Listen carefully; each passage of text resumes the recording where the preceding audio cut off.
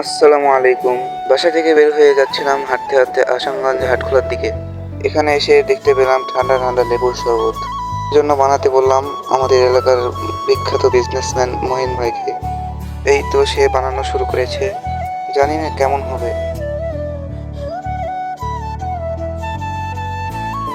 অবশেষে হাতে পেলাম মহিন ভাইয়ের বানানো লেবুর শরবত। মহিন ভাইয়ের বানানো শরবত খেয়ে আমি প্রায় 1 মিনিট ঘুমাইছিলাম। শরবত খাওয়ার পর আমি হাটকে ঘুরে দেখছিলাম কত স্মৃতি জড়িয়ে আছে এই এলাকায়, এই হাটে। এই তো এই জায়গায় প্রতি হাটে মানুষ গরু কিনতে এবং বিক্রি করতে আসে। হাঁটতে হাঁটতে চলে আসলাম আমাদের ইউনিয়নে।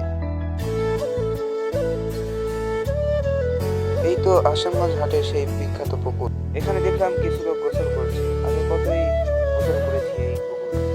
ধন্যবাদ, আজকের ভিডিও এই পর্যন্তই।